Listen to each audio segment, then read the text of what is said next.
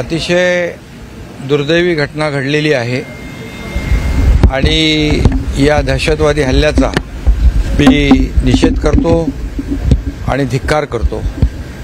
खरं म्हणजे पर्यटकांवर झालेला हा पहिलाच मोठा भ्याड हल्ला आहे आणि पोलिसांच्या वेशात येऊन त्यांनी नावं विचारून या ठिकाणी समोर गोळ्या घातल्यात। खरं म्हणजे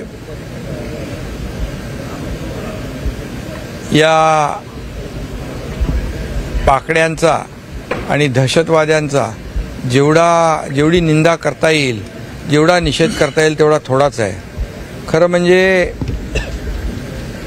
काश्मीर हे नंदनवन आहे आणि पर्यटक जातात पर्यटनासाठी आणि अशा प्रकारचा भ्याड हल्ला करून या ठिकाणी जो काही दहशतवाद्यांनी नीच कृत्य केलेलं आहे, माणुसकीला काळीमा फासणारं कृत्य केलं आहे, याचा पुन्हा एकदा मी निषेध करतो।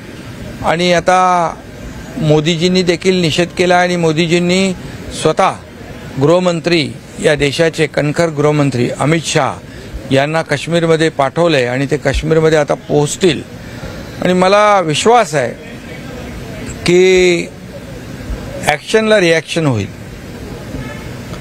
आणि या भ्याड हल्ल्याचा बदला नक्की आपले सैनिक घेतील।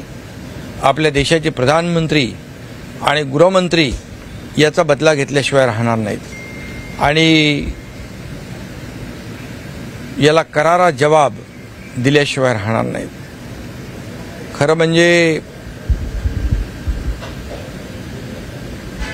गेल्या अनेक वर्षांमधला हे सगळे पाकडे बिळात लपले होते।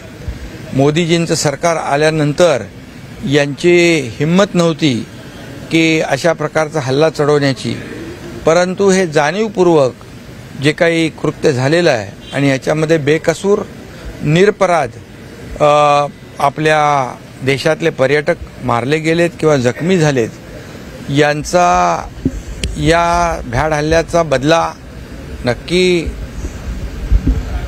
घेतल्याशिवाय आपले प्रधानमंत्री आणि गृहमंत्री राहणार नाहीत। मी मगाशीच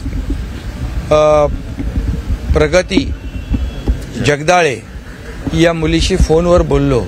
ती अतिशय भेदरलेल्या अवस्थेत होती, अतिशय भीतीच्या वातावरणामध्ये ते तिथे आहेत आणि तिने सांगितलं की प्रत्येकाला नाव विचारून या ठिकाणी गोळ्या घातल्यात आणि तिची एवढीच मागणी आणि विनंती होती की त्यांना उपचार चांगले मिळावेत आणि लवकर आम्हाला पुन्हा, ती पुण्यातली होती, पुणे आणि मुंबईतले पर्यटक होते, त्या सगळ्यांना पुन्हा आपल्या घरी परतायचं आहे आणि मी त्यांना आश्वस्त केलं। मी तिथले आपले लेफ्टनंट गव्हर्नर मनोज सिन्हा यांचे एडीसी लेफ्टनंट कर्नल प्रशांत यांच्याशी बोललो मी आणि त्यांनाही मी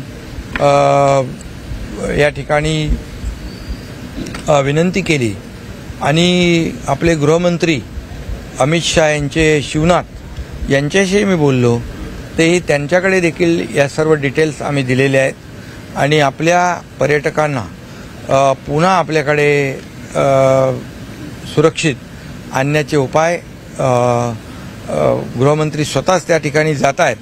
त्यामुळे त्यांना मी सांगितले काळजी करू नका, फक्त एक दुसऱ्याला आपण आता धीर देण्याची आवश्यकता आहे।